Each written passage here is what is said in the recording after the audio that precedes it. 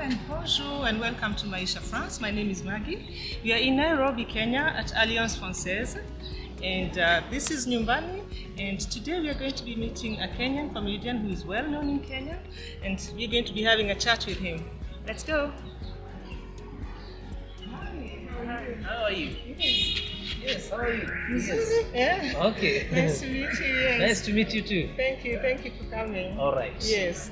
So, Fadhali, introduce yourself. I am Peter. I'm Peter Wamwea. Yes. I'm a comedian in Kenya. My stage name is Consummator. Right here. So that's what I do. I'm a comedian. Okay. Yes. So how did you come up with that name? Consummator. It's a long story. I was given that name when I was in college. Yes. When I was in college back in Manchester University, I used to do poetry. Yes. Yeah, that's my foundation. So I used to do poetry. So there's a time I had this piece of a poem called My Dear Consummator. It was about HIV and AIDS. So people were excited by the piece, My Dear Consummator. So they started calling me Consummator. You know, the more I didn't like the name, the more it stuck. You know, so that's how it came about. And you've come to like it? Yeah, I've come to own it because people gave it to me, and you know, sometimes it's you have to take what people the people who look up to you, the fans. Sometimes you have to make them, you know, be happy. You know. Yes. Yeah. So that's how the name came. Suck. Yeah. Right. And how long have you been in this industry? I've been in this industry for this 10 years. This is my 10 year. I can say 10 years. Like 10 years proper. You know, there are some years where we were trying, but now proper to the industry 10 years. Yeah. Yes. Okay. And have you had a chance like to perform in other countries apart from Kenya? Yes. Yeah, I was invited to. In 2018, actually, I was invited for a conference. Yes. Someone saw me performing in church. I was doing my performance in church, and I was like, wow, I like this guy.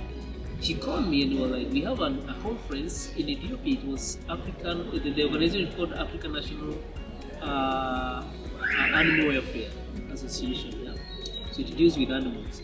So it's like, we have this conference in Ethiopia and Sabah, and we would like to be part of it. Wow.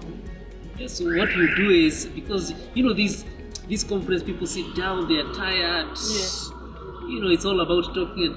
So he wanted me to be kind of an entertainment, to come and please make guys laugh. Yeah. In between the sessions, yeah. So he told me to come. It was a hard job because he told me to try to come with jokes about animals. And I can imagine. It was so it was a challenge, but I took it, and that's how I went there. I met people from different countries all over the world. So it was a nice experience. Yeah, so the first time performing outside the country. Maybe it would be nice if you can, you know, like tell us one of those jokes about animals as we go on with the interview. Yes. You know, like in countries like Germany, France. Yes. You know, when an animal is found itself on the streets, you know, just from the park to the streets. Yes. It's an emergency, but the government there it can take like even 5 minutes to evacuate the animal. Yes. Without causing a lot of drama. You know, it's not in the streets. Everything is gone. Yes. But here in Kenya, it's you know the way we operate here, Africa. I know that a lion comes here on the streets, and you're like, you see it here, and you want to inform the government. My friend, you'll be eaten even before you, because you call 911, and the first thing they tell you, for lion, press 1. For elephant, press 2. No. If it's a leopard, press 3. Yes. If it's a bird, press 4. Okay, you say lion, press 1. Yes. For a female lion, press 1. No. For a male lion, press 2. Yes. If a small lion, press 3. Okay, you press 3. Yes. The small one. Yeah, small M. For English, Oh my god. press 1. For Kiswahili, now you'll be eaten. It's the whole day, yeah. So Yes. it's the way we deal with things, very slow and all that, yeah. But I think things are improving. So now there was different countries and telling them about the culture and how we do it in Kenya. But again, you tell jokes that cut across. You don't have even to say jokes about animals. There are other jokes that cut across and all about Africa and all that. Other cultures, you share the experiences, what they do there, what you do here. And that's that. A joke can be one, but done different depending on where you are in the audience that you are in. Yeah, maybe they can relate. Yeah, they can relate. Compare. Yeah, you can do one joke to children, but then that joke to children, when you get it to adults, you need now to know how to go around it so that it can, the adult can relate with the joke. Yes. Cool. So, what's your experience in this industry, as far as Africa is concerned? African comedy is picking up, especially let me talk about here in Kenya. There has never been this thing of especially stand-up comedy. It's a new thing in the market. Just in like 10 years ago, 15 years ago, people used to be, when you're doing comedy, it used to be you wear weirdly, you wear like a woman weird, that, you go to the street, you start doing funny things, like cartoon, that, and that's people that they would throw to you coins and stuff like that. So that was the kind of comedy that people used to, you just act funny, you don't have even to say anything, you act funny, you dress funny and all that, yeah. So now from that now to coming to a stage, you are clean, you are you are in a suit, you well dressed like a manager, and you're talking to the people. People who don't, keep taking from that, transition. The transition was a challenge, and people are like, what is this guys doing? But the more we kept doing it, the more people started, this nice, and people started getting to the platform, So it has transitioned, and then there has been a show like Churchill Show. That's where we grew. That's the platform we grew, Churchill Show. That's when now the stand-up comedy came into being recognized here in Kenya.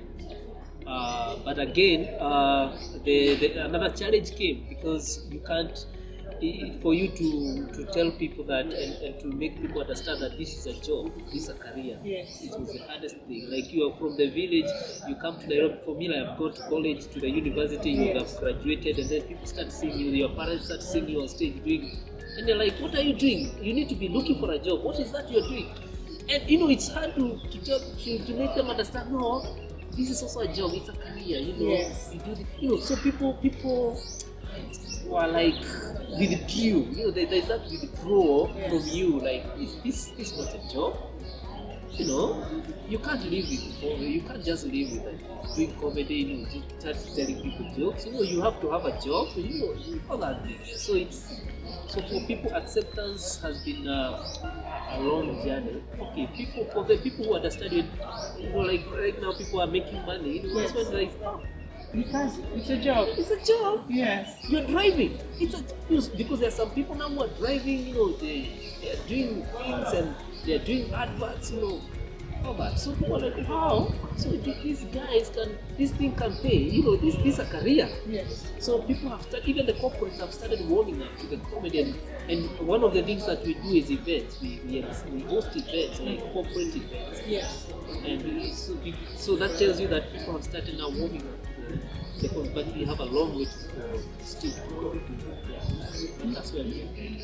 Maybe this comes from the fact that we were expected to have a white collar job. Yes. That was the norm. Yes. So maybe getting where we are today, it will take some time, but we are getting there. Yes.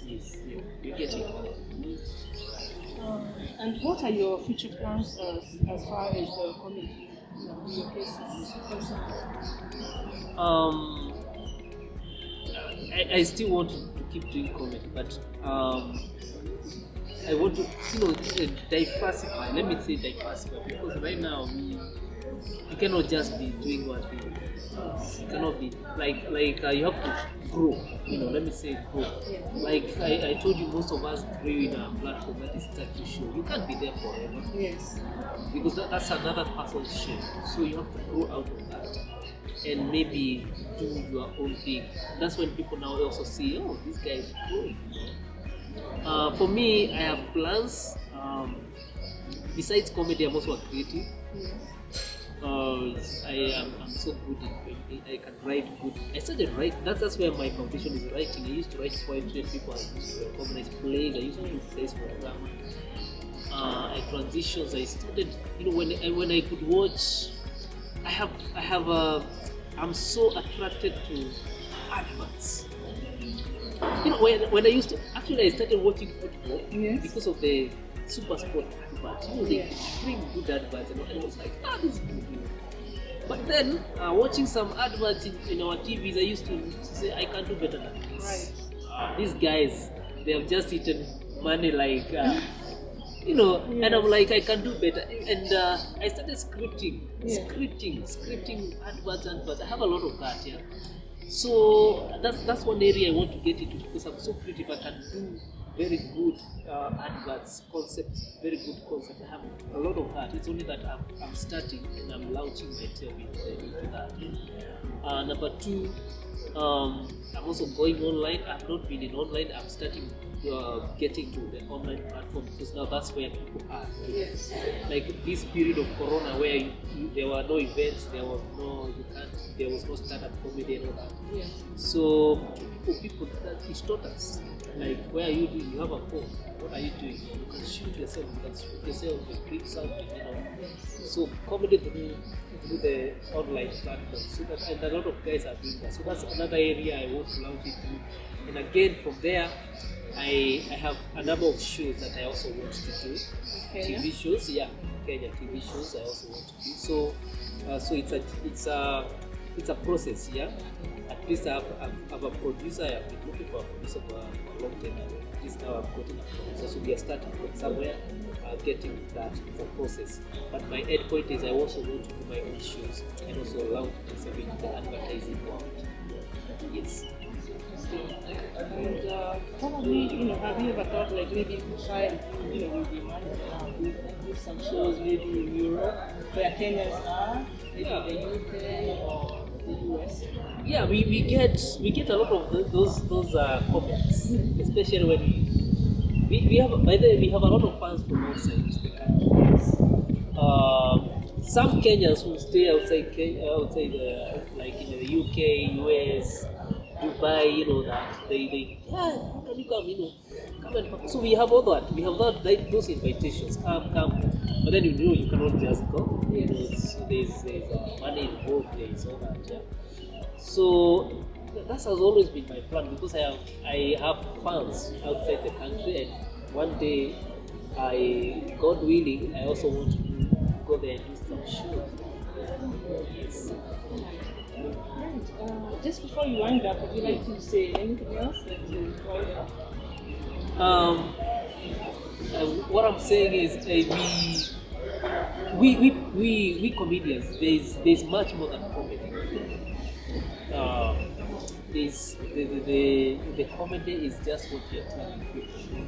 But a lot of us comedians, we are much talented, and I think when you sit down with a comedian, like the way we are doing this interview, that's when you can know what they can also do apart from just comedy. Because for me, I have, like I've told you, I'm a creative. Yeah? I'm a creative, and I'm telling you, I can do an advert that can be a very amazing and interesting. I mean that. So that's.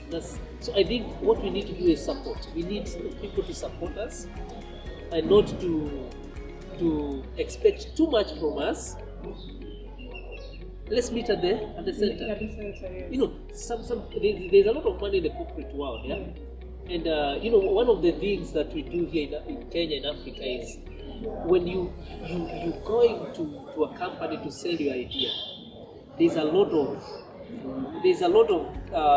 the hindrances, bureaucracy. Yes, like I wouldn't mention the company there. Like I wanted to sell an idea to a company, a very brilliant idea, I believe. Then you go there and you meet the security. The security is like, oh, let me call the person is. Then you call the person involved, and the person might be a junior, but it's a lot of process before you get it. They tells you, can you write an email and book an appointment? My God, you chase these guys away, and there's a lot of amazing ideas, raw ideas that we can contribute even for the corporates, for the government, all that. Yeah. So I think they need to meet us. They need not to be in their office sitting down. They just need to come and meet at the center. They need to remove the cutting, to remove the barriers, and so that at least we can contribute to the building of the nation. I can feel there's a lot of potential. Yes. Yeah. There's a lot. I wish we get to that, because I think we can contribute a lot to the nation and also to the corporates world and all that. And that's my prayer, and that's my motivation. I know what I have. Beyond the comedy, I know what I can be able to contribute with my ideas. Okay, so thank you very much, Consummator, for having time to come and talk to Aisha France. Thank you for having me. And I hope maybe sometime soon you come to France, and I'll be personally happy to host you in our home. I look forward to that. Thank you very much. All right. So that was our comedian Consummator. Until next time, Kwaheri. Au revoir. Buju sana. All right.